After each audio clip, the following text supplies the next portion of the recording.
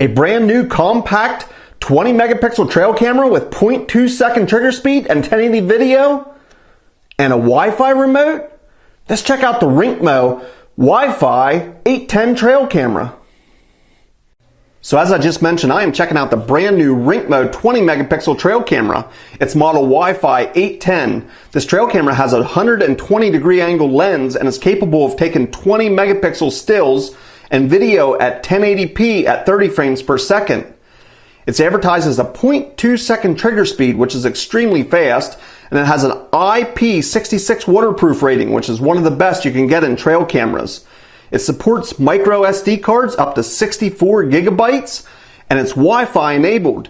That means between the Wi-Fi of this trail camera and the free app you can download, you can view your photos and videos from a distance from the trail camera. I'm going to be checking out that Wi-Fi, downloading the free app, walking you through that. But first, let's check out what we get with the trail camera.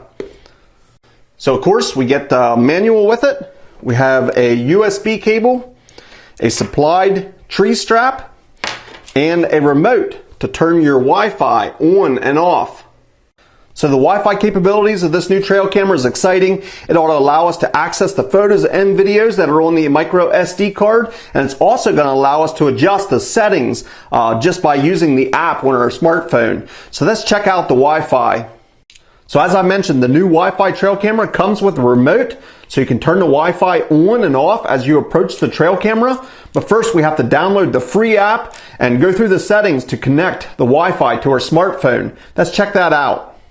So I want to walk you through how to pair the remote to the trail camera, download the app on your smartphone, and then finally connect the Wi-Fi to your smartphone. The instruction manual is just a little bit vague, but I have it pretty well figured out. I'm going to show you, it's a pretty simple way of doing it. So I did want to show that the trail camera runs on either 4 or 8 AA batteries. I loaded it up with 4 AA batteries here. I also put in a micro SD card. Here's your USB slot. And then finally you have a 3-way position for on, off, and test.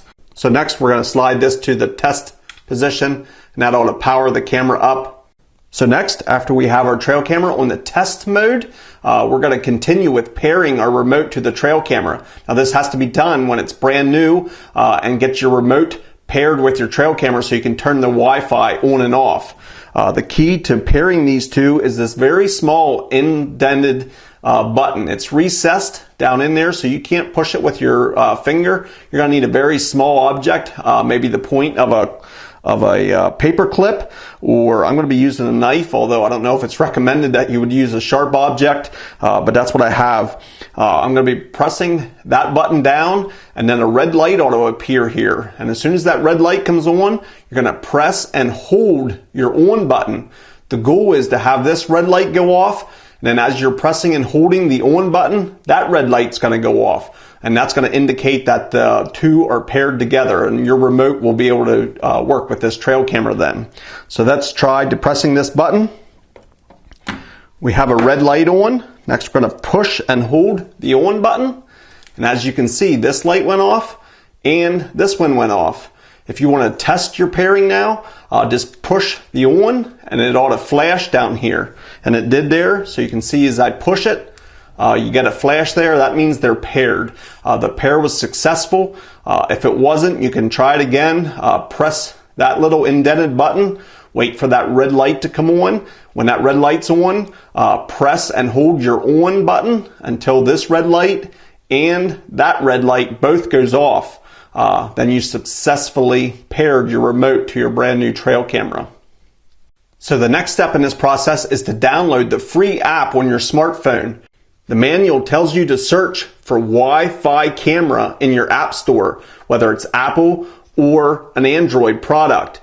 And so when I searched Wi-Fi camera in my app store, I had many options and I didn't know what to choose. I found that rather confusing, so the best way I found to do it is in the very front cover of your manual is your scan bar here.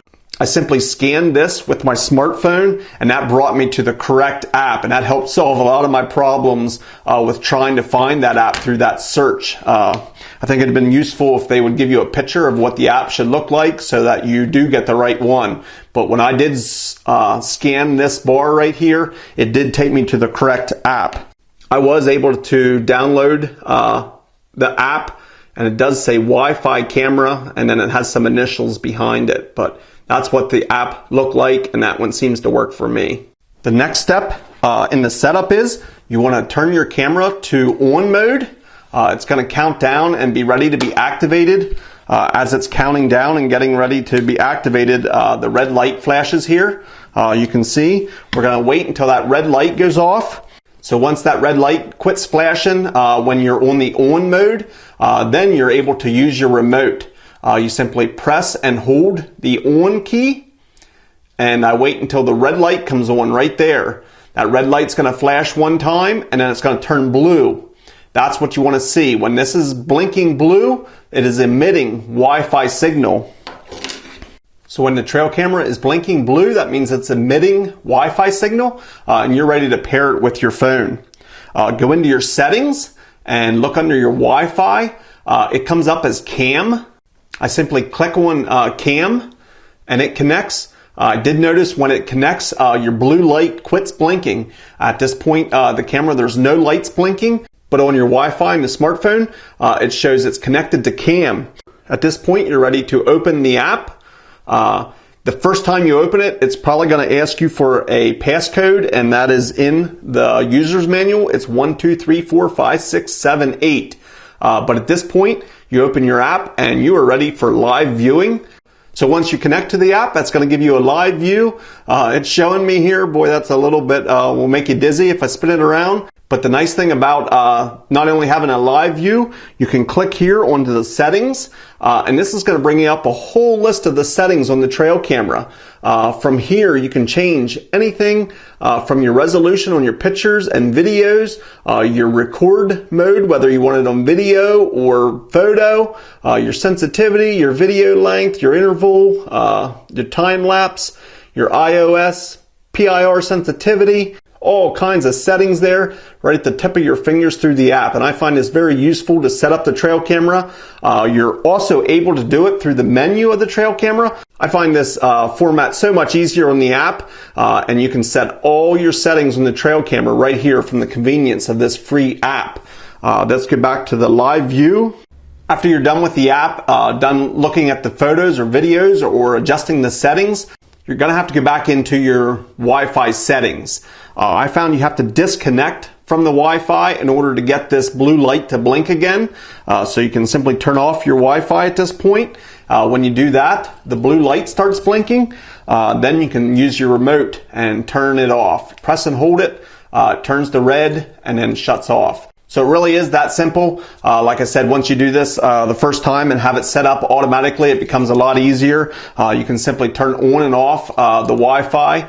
And like I mentioned, it's showing Wi-Fi when it's blinking, but when you connect your app to the phone and it's connected, that blinking quits. At that point, you cannot use the remote anymore. I find you have to disconnect the app from the Wi-Fi, and then your remote will work again. But as soon as you disconnect this app, the light's going to start blinking blue again. You're good to go. You can press and hold the off button. It turns red and then shuts off. So hopefully you found that tutorial useful. Like I said, it really isn't that hard. It may seem a little confusing, but you just want to simply pair your remote to your trail camera so that they can communicate. Next is to download that free app, and then finally set up your settings so that your smartphone recognizes the Wi-Fi from the trail camera. After you have all those settings set up for the first time, it becomes a lot easier. So enjoy your new camera, and thanks for watching.